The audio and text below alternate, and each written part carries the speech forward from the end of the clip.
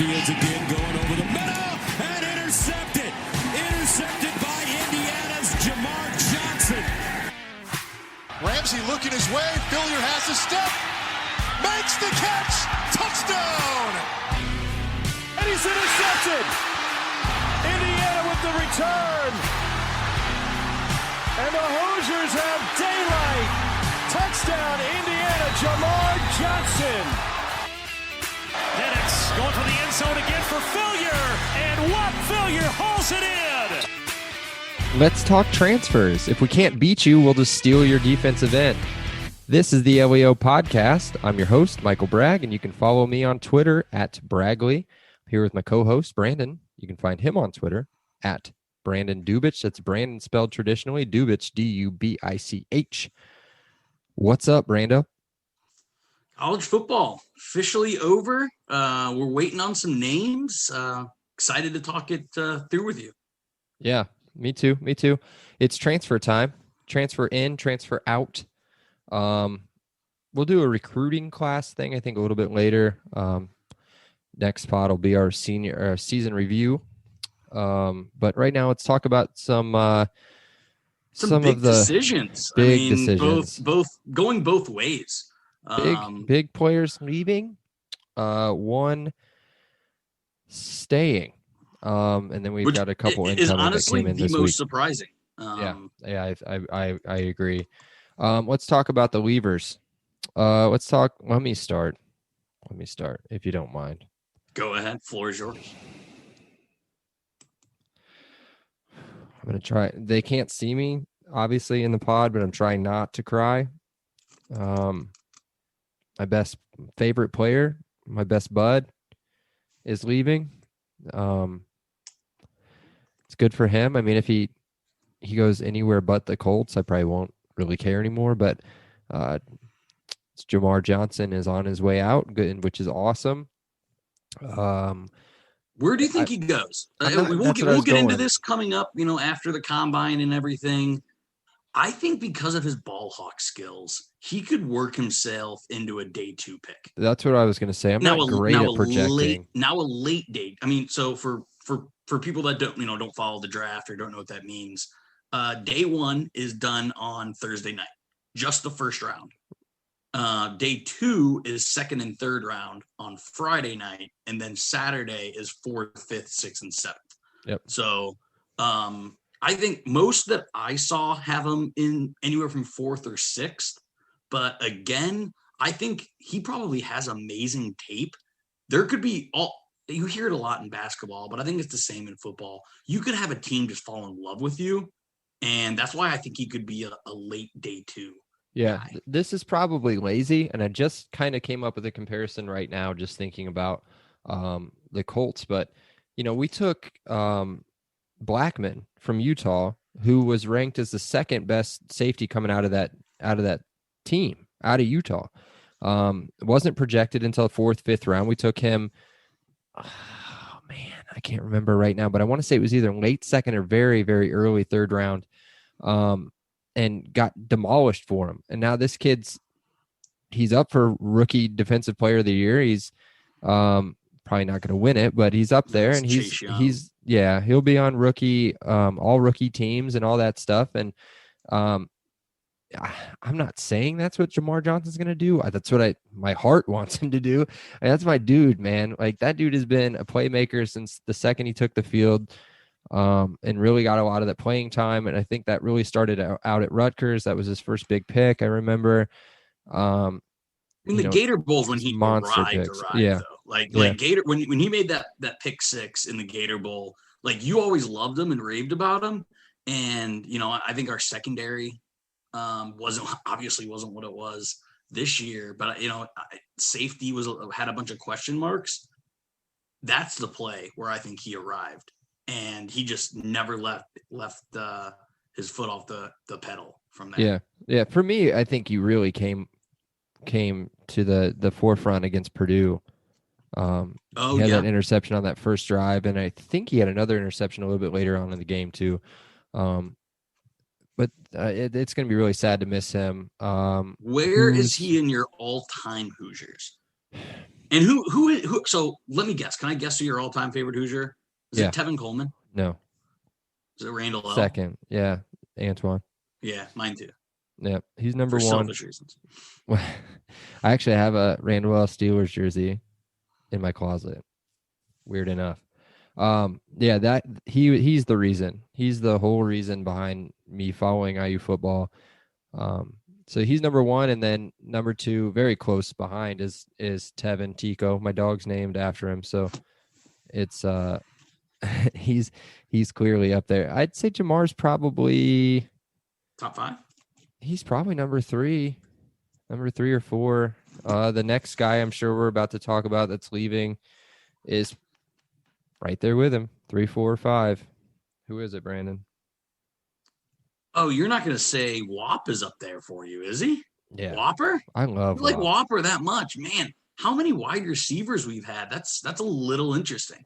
I just like the number ones, man, the little guys. Shane Wynn. Love Shane Wynn. Love Shane Wynn. Shout out Shane Wynn. I don't know his Twitter handle. We talk on Twitter every now and then. It's all good. No big deal. Yeah, I mean, Whop. I thought he would come back because I thought he actually had a disappointing year compared to expectations. Now, if you look at actual production, I think a lot of people would take his production. But, I think he actually became, the second, third choice in that wide receiver room. So I would have thought he would have came back one more for a full season with Penix. I think a full season with Penix and with the hype they're going to get in the offseason and the accolades he could have probably got with quite a bit of wide receivers leaving the Big Ten, I would have thought it would have been a huge opportunity for him to come back. But I can understand him going.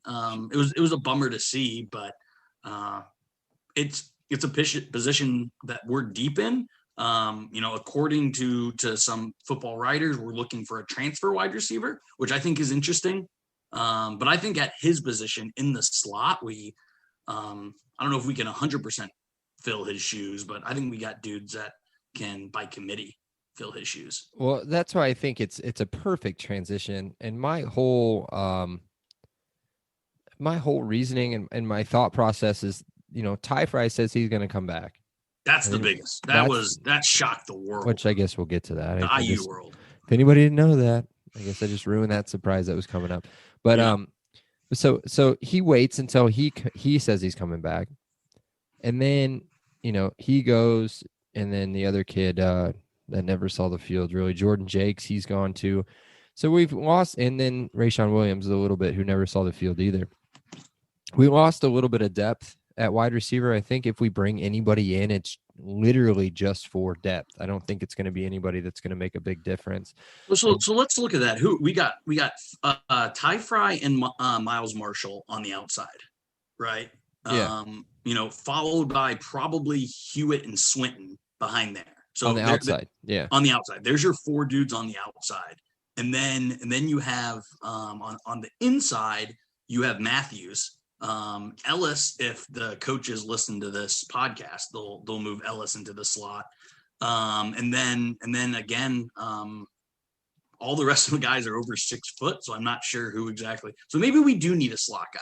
Maybe I'm talking myself into us needing another one, because that's really only 2 guys in Matthews and Ellis that can line up in the slot. Can Deshaun Brown? He's a fast guy, right? He's played a little bit. He played a little bit this year. He's a fast kid. Yeah, he's a playmaker. He's one of those quarterbacks in high school, small division in Wisconsin, state champion, I think, or Mr. Football in Wisconsin. Definitely Mr. Football in Wisconsin. I do know that. That kid's a playmaker. Let me look here. I saw that they moved Gary Cooper. They moved Gary Cooper over to wide receiver, which I thought was weird. Dude, he's got a body, 6'2", 235. Big dude. Just set him up for fades in the end zone. Deshaun Brown's 6'2". Would Swinton line up in the inside? I thought Swinton's he played big. outside. Swinton's outside. He's big. Yeah, that's what I thought. He's a big 6'1". I don't know. I don't know anything about Jacques Smith. Nothing, other than he's the top recruit in the class. But I know nothing. I don't know if he's a speed guy. I don't know.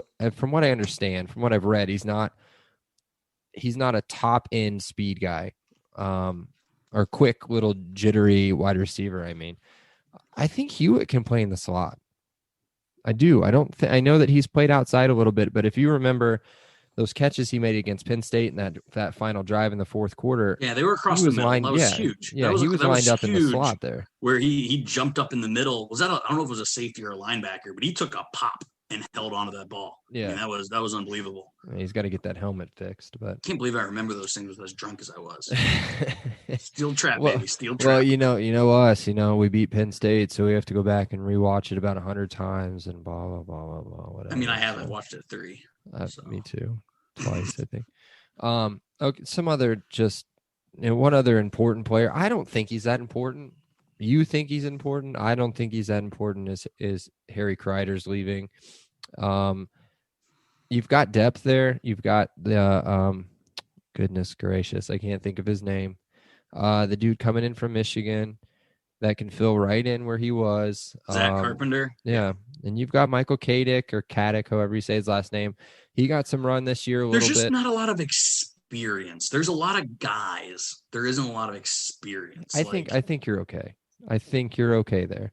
Again, like this kid from Chicago, Marazas, I don't know however you say his name. He's there. He's been in the program for a while. Mackenzie Nora is, he's sticking around. He's a guy that's staying. Britt Berry, we've heard a lot, but there's just not a lot of experience. Yeah. So I would have liked Kreider come for that. But I mean, if you look at it, we have 7 guys that will be, either freshmen, sophomores, or redshirt sophomores. Yeah, and you've got some. I know that you talked about experience, but you've got some big time people coming in. Now they may not have you're not going to get those really high star offensive line recruits. They don't just happen that often, and it doesn't really matter anyways. But our tackles are just set up so much better. Like I love our outside. Well, I love this. I love Fia Cable. I don't know if you've listened to the way that Tom Allen talks about him or Hagan talks about him. Or not Hagan. God.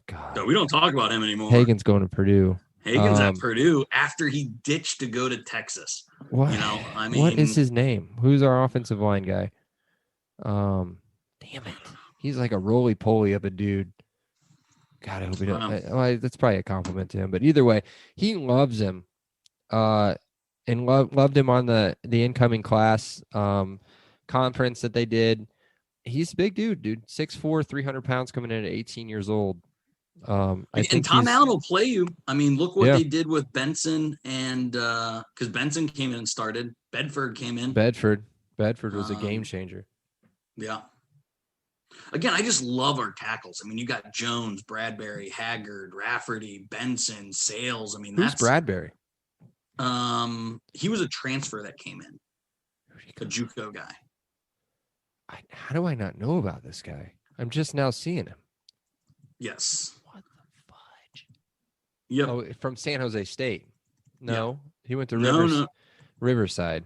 No, he came from San Jose State to us. Either way, he's a guy with experience. Yeah, JUCO first, San Jose State, and then to us. What an idiot, dude. San Jose State was undefeated. Then got beat by Ball State. Sure.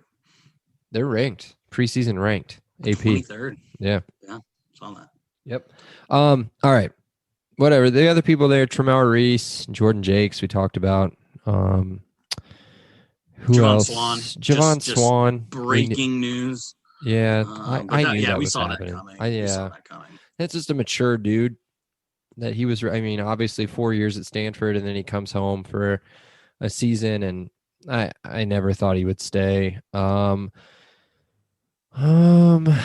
I don't know. I mean, Hayden Whitehead, I can't believe he would stay again. He's 25, maybe 26. We don't know. He's from Australia. We don't know how old those Australians are for real. Right? But he's seriously old. So, and with another Aussie come. A lot of people are younger than us. When we got the other Aussie to backfill him. Yeah, so. Evans. James Evans. It's more British. I don't know. Same thing. Yeah. So I mean, again, obviously the biggest one for me, again, I think Kreider is probably the biggest loss. I think, well, obviously Jamar, like, okay, that's obvious. Jamar Johnson, biggest loss, no doubt. I'd say Kreider's also significant. You seem to think outside of Jamar, we have players on the roster that are as good or better. To backfill him? To backfill all the guys other than Jamar. Yes. I don't think we can backfill Jamar Johnson. The one good thing is there is a ton of experience behind him. A ton. Yep. Including Raheem Wayne coming back. And then I guess if you want to throw Marcelino kind of played his position. He's a Husky. A Husky. But that's the thing about Jamar is Jamar could play anywhere. Jamar played in the Husky position. Jamar played free safety. He played strong. He can play anywhere. It doesn't matter. Just a playmaker. God, I'm going to miss that dude. I don't even know him. He looks at my wife's Instagram stories. So I feel super connected to him. And I love his hair. He just swagged out, dude. Makes big plays. Primetime players make primetime plays. Yeah. Except for that fumble against Ohio State. That's huge on the return. But we didn't lose that game because of him. Yeah, David. Leave him alone. Again, I mean, so we'll likely see more people go into the portal. I think it's still pretty early. But man, let's do some speculation real quick. Some speculation. Okay. Yep. So start on offense. Who do you think on offense could go? We've talked about it once. Portal or leave early? Let's do that. We'll do portal or leave early. Pick one from each side of the ball. Okay. I think Samson James is still a candidate. Yes. I see a very, very bright future for him. I think he's an absolute stud. I think he had some stuff that I have zero knowledge about. I'm going to say this on the front end, zero knowledge about it other than what Tom Allen has talked about on his radio show or in a press conference. He had some off the field things going on, nothing legal from what I understand, just some family issues. That can really mess with your head a little bit. You know, he missed 3 weeks, I think. And so he got, a little bit off of his game, and then we had the COVID stuff going on. And so he didn't play for a month and a half. And then he looked like he hadn't played for a month and a half against Ole Miss. So I think he's a stud. I think if he stays, waits out Stevie one more year, he's got number one running back all over him, Tim Baldwin behind him, and we're running all over people in 22. What do you think? Yeah, I mean, that's the obvious one. Our tight end room's pretty stacked, but that's not sexy to say like TJ Ivy's going to transfer or anything like that. So I'm going to go and take a flyer and say Dexter Williams transfers. We didn't give him any run. Tuttle is clearly the number 2, and we have McCulley coming in. So, I think maybe Dexter Williams kind of sees the writing on the wall, especially with us recruiting Trace Jackson Davis's son so heavily for 2022. I could see Dexter Williams kind of saying, hey, you didn't play me over a hurt Tuttle. I'm clearly not in the picture for a while now because, you got Penix for 2 more years, Tuttle for 2 more years. Does he want to sit on the bench and wait 3 more years to start as a senior? So as much as I like what Dexter Williams brings, I think it's a crowded room with a lot of eligibility left and us targeting some high profile guys. So I guess my guess would be Dexter Williams. Yeah. I think that's some low hanging fruit. It's a soft pick. I would rather go with TJ Ivy. I mean, you went with the obvious one.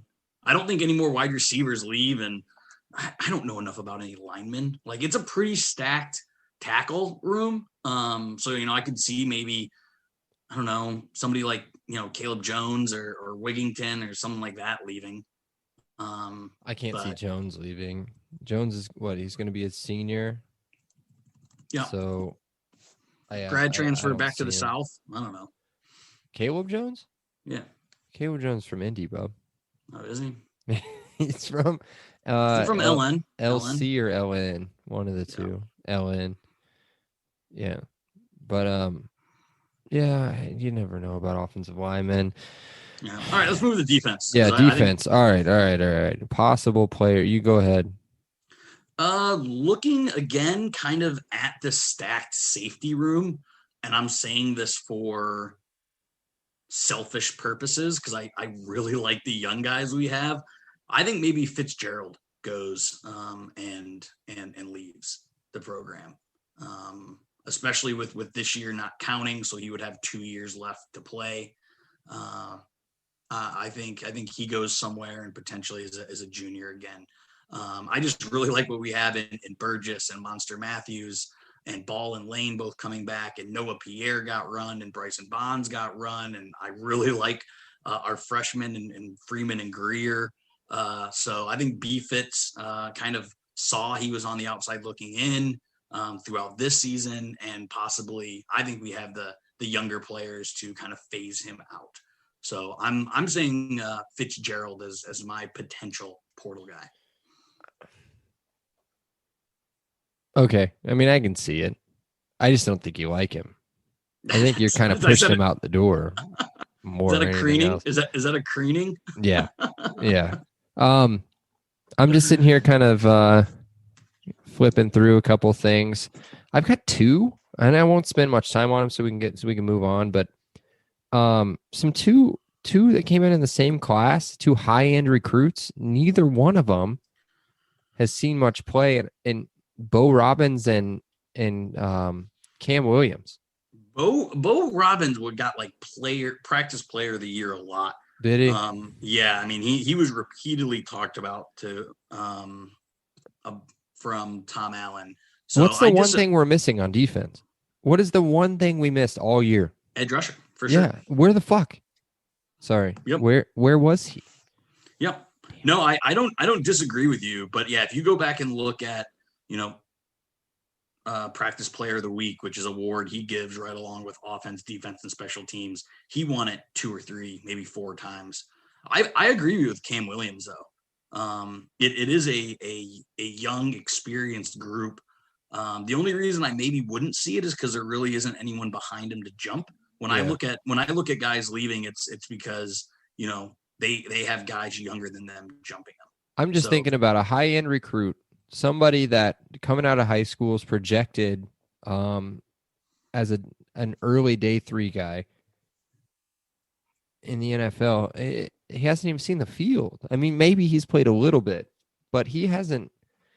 I mean, look at everybody in front of him. Cam Jones, my opinion, stud. Aaron Casey, stud. DK Bonhomme, stud. And then you got Cam. What? I mean, he's going to have to wait maybe one more year, I guess, when Cam goes first round next year. So yeah, I mean, he's you're not still going to say looking to anything be. about it? You're just going to let me say that. But that's fine. I think Cam Williams. I mean, again, if I was the coach and I was him, he's in line to start his junior and senior year for 2 extremely good IU teams. So, but yeah, you're right. I mean, he's still 2 years away from, he's still 2 years away from being 1 year away. So maybe I just forgot about him and just assumed he was going to leave. I don't know. It's I like Cam Williams. I'm not on there for Bo Robbins simply because of the love that he got. All right. Cool. Let's go talk Ty. Let's talk Ty. Let's talk Ty. And Jack talk Ty good. Jack talk Ty real good. Great Meet the Parents reference. Again, I think he's going to come in first team All Big Ten. He's going to come in potentially, maybe third team All American. Coming in, I think it was a brilliant decision on his terms, just because of, again, the offseason press he is going to get. I think he clearly saw, hey, if I could have a full year of Michael Penix, my numbers could be through the roof. I think, he doesn't want to go out the way he wanted to go out. So what a decision for him, and what a absolute monster of a keep. Yeah. All right. Let's do the Sports Center silhouette player A, player B thing real quick. Common opponent. Okay. Player A, 12 catches, 215 yards, 3 touchdowns. Player B, 7 catches, 217 yards, 3 touchdowns.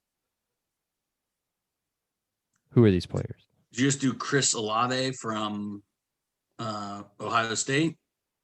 I just did the Heisman Trophy winning Devontae Smith last night and Ty Freifogel against the same corner. Dude, you know, that first round draft pick, Sean Wade. Dude, he looked horrible. God, he's looked horrible all year. The dude, I'm going to get a lot of crap from this, from our listeners, all 2 of them, but because they know that my anti Sean Wade bias. I mean, he's just a kid. I mean, good for you, bub. If you listen, I know you're probably a listener. Somebody in your family does, but good for you. I mean, you're going to get some big money here in a couple months. So this again, I've said it once about Wade, and he had a really, really, really good year in 2019, and he rode that hype all year as a nickel back, right? Yeah. Or as a slot corner. He doesn't take the number 1 receiver. And Alabama, it didn't matter who was matched up. Dude, they played matchups. I mean, that was a brilliant coaching clinic they put on Monday night. But yeah, again, Ty Fry and him, him and Matthews and Marshall, it's Michael Penix has got to be drooling going into next year.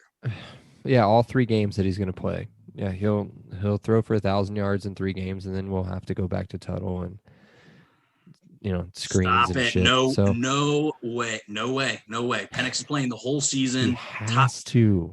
Ty is getting 1,000 yards. 1,000 yards, 10 touchdowns next season. That's 5 games. 1,000 yards, 5 touchdowns, 5 games. That's 15 touchdowns. Doesn't matter. Ty Fry for Heisman.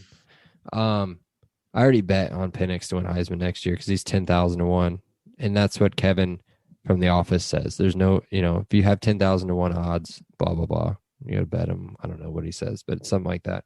So I have to bet every time I see 10,000 to 1. I think I threw like $1, and I threw 10 on him. I'm about to be rich, bro. I don't know what you saw that on, because I saw on DraftKings that he was 6,000 to 1. Maybe it was 1,000. I don't know. It was 6,000 to 1. It's 6,000. 10,000. I'm gonna show you right now. I'm gonna show you and all the listeners. I'm gonna show you. Well, you're looking up Penix Heisman odds, which is definitely should be another pod. I'm gonna go into your opener about if you can't beat them or steal them. Take them. Ryder Anderson, which we just got done saying that defensive end, edge rusher is the thing we need the most. He literally had a sack and a quarterback hurry against us. Yeah, I'm looking at it. That's all right. Well, then I'm doing the same thing because, again, like Kevin said, if anyone gives you 10,000 to 1 odds, you take them. That's the quote from The Office, by the way. So, yeah, I will do that immediately afterwards. Go and throw a good 5 or 10 spot. You do that while you're doing that. Ryder. Let's look at his stats. Ride or die. That's right. Wait, why is it so hard to get the stats on? He's huge, man. He's a big boy. 6'6", 275. That's an SEC body. From Katy, Texas. Why do I know Katy, Texas? Dude, it's a factory out of Houston. That's right. It is an absolute stud factory. I forget it. I read the article. Peegs did a great job. They named some of the studs that have come out of Katy, Texas. Again, we don't have anyone close that can match that size on the defensive front. So it's just so huge, pun intended, on a position of need. Ty Fry is the biggest name, but no, you cannot bury the Ryder Anderson addition. Yeah, I agree. I was pretty hyped about that coming in. Now I had to look him up and see kind of what we were dealing with, but this kid, I'm pretty sure, was the leading sack getter on Ole Miss, which this is going to sound like a hypocritical thing to say. Looked like a decent pass rushing defense against us, but statistically all year was awful. I can't get him to pull up. I don't know why. Maybe it's like broken or something. I don't know. No, what he did before doesn't matter because they were in a different kind of defense. And, I don't know Ole Miss's depth chart, but I know he's going to get a lot of run and he's going to get a lot of opportunity because our interior defensive line are going to swallow linemen. I love our interior defensive line. If we just don't have a guy that can beat a tackle one-on-one, this guy clearly can't. And it's very, very exciting. Yeah, definitely. And he slides right in as a starter. I still can't get the stats. So yeah, I'm pretty pumped about this kid coming in for sure. Speaking of that side of the ball, any news on defensive coordinator? There was a lot of stuff, a lot of heat coming from we wanted Kippen's brother, and Kippen's brother told us, nah, son. Well, there was somebody else. Gosh darn it. We're so prepared for this one. I haven't heard much on the D coordinator. In Allen's press conference this week, he said it is the number one priority. I think we go external. I think if we were to go internal, that would have been queued up almost immediately. I don't know the timeline of the Sheridan hire. I think it actually took until late January, early February to come out. So I think we still have a few weeks on the D coordinator front, but I think we're going external, and I'm excited about that. I think it's going to be a decent sized name. I do. I mean, we're going. Our number one guy was an NFL guy, which I think is smart. Yeah, I think it's going to be a decent sized name, and if that happens, if there's a big enough guy coming in, it kind of scares me, just because it's going to change the defense. They're not going to run his defense, are they? You can't come in with your own defensive scheme and then just take over. No, it's got to be someone with a 4-2-5, which was why I think his name was Chris Kiffin, Lane's younger brother. He ran the 4-2-5 when he was at college. So it's got to be someone who has at least some time with the 4-2-5. Because, we're not changing schemes. We look at how many safeties we have on the roster. Look how few linebackers we have on the roster. We don't have the roster to be able to have that flexibility. We're built for a very specific defense. So that's definitely going to stay. But I'm glad you and I are on the same page where, I think Tom Allen has showed that, he's an infectious coach. I think we've shown that we're on a team on the rise. I do think we swing for the fences. Even if we get a few no's, that's fine. The old basketball adage is, you're going to get a told no more than you're going to told yes. And that's a good thing because that means you're going after the right people. Yeah. Yep. I agree. Anything you've got lined up over there? Again, I think, the two big names left are Micah and Jerome. I think Jerome is all but gone. Interior D lineman stats don't explode, over a season. So you just take such a beating down there in the trenches. I think Jerome is not a lock, but I'll be surprised. I'll be Ty Fry surprised if Jerome comes back. Micah, I think, you had something, when we were prepping for this saying he doesn't necessarily need to say he's coming back. And it's been all quiet on that front. I think who would be more important coming back, Ty Fry or Micah? That's a good question. I think Micah McFadden is the heart of that defense. That's the difference. I think Ty Fry is a great wide receiver and maybe the second best ever when it's all said and done at IU. But Micah McFadden that's it, man. Without him out there, I feel like who's going to come in? Cam Jones could take over that leadership position, Miller. but I like James Miller. Yeah, I don't think he's that leader. I don't know. He's still young. He's going into his junior year, right? Yeah. So he's a good player. I don't see him as that dynamic play making, game-changing player that Micah McFadden is. But I think Micah McFadden also thinks there's unfinished business that he has. yeah, I don't think he likes, again, this is all conjecture. I've never talked to the guy. I'm never going to talk to the guy. But I think again, as the leader of the defense, I bet he wasn't happy with the bowl performance. I bet he feels kind of snubbed versus some of the guys that got accolades over him. So I think he comes back with a lot of ammunition. Now, I think he should go to the draft, but I'm predicting him to come back for all of those reasons. yeah, we've talked about this on a couple other pods. I don't think he should go. I don't think he should go because I don't think that's a position that needs to go. I think he can make more of an impact. I think he can be a top, 1, 2, or 3 All-American, first team All-American, or maybe second team All-American as a linebacker. I think he can make that top 5 top linebacker group as a finalist for that award. I think he's got some unfinished business nationally. Obviously, he's got some unfinished business at IU too. And I think he really cares. I think he really wants to stay and make a difference. But that's what I think. I'm usually wrong on that kind of stuff. Yeah, no, again, so it'll be a big week and we'll cover it next time. Do we have any questions? We've got one question, but Woo! before we get to the question, a quick word from our sponsor.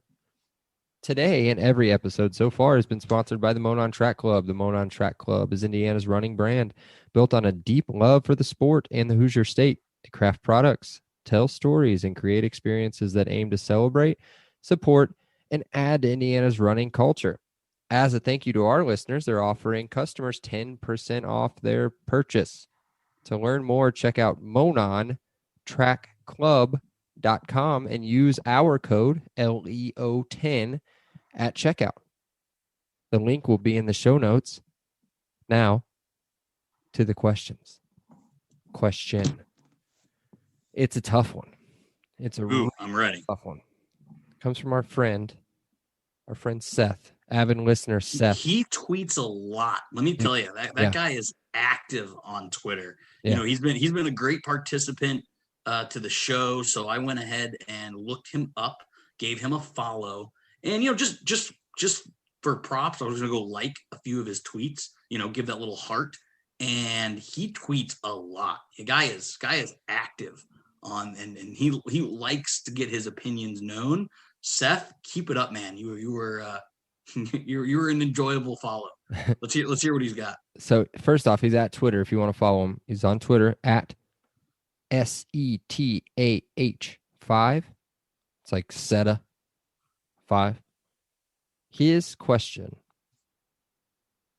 what football player from a movie would you want to transfer to IU? It could be based off character, position need, or talent. Any football, not like, obviously we're not going to take like Bugs Bunny or something, but a football movie. Fiction, yeah, and you can obviously be pro, right? Like just pretty much name my favorite football player from a movie and have him transfer in. Basically, yeah. Steamin' Willie Beeman.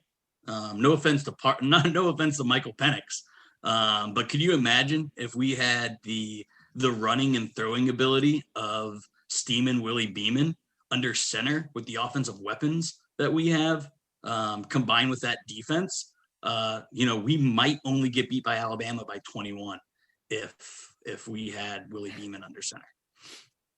Hear me out. And it's just because it's a need, I think, for us. I know that we talked about how deep we were at tackle, but give me all blindside, bub.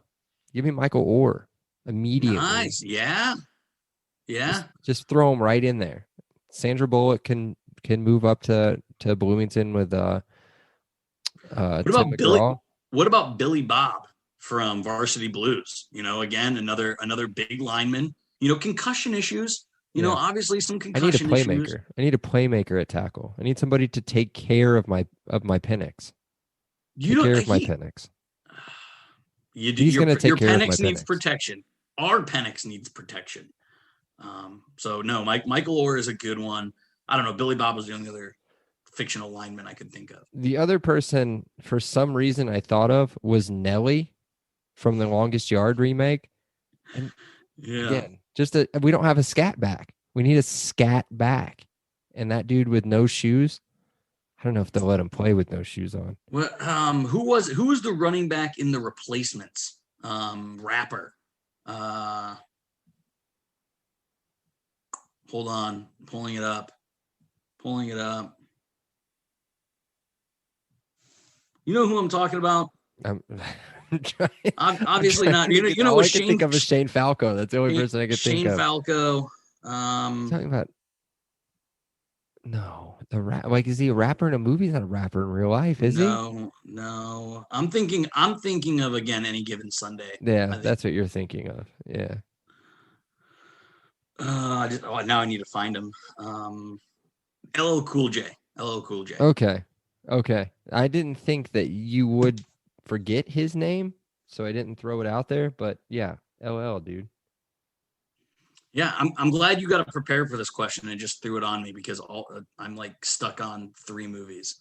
I'm trying to think if there's any players from Remember the Titans. I mean, our defense is pretty stacked. Maybe Sunshine slinging the ball to tie fry. Well, can I take Sunshine as a backup quarterback?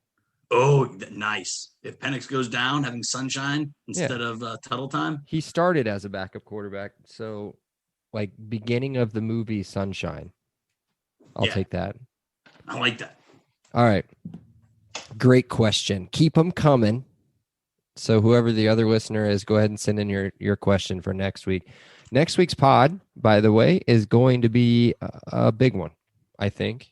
Not like a big one, like, oh my gosh, you have to stop doing whatever you're doing and listening. But it's going to be a big one. Like, there's going to be a lot of info, a lot of screaming at each other, probably, stuff like that. Season in review is what it's going to be. This amazing. I'll save it. I'll save it until later, because I'm a little skeptical on everybody calling it the greatest IU season of all time. But that's what we're going to talk about. Other than that, I'm out, bro. You got anything left? I know. As always, Michael. Elio. Awesome. Elio, buddy.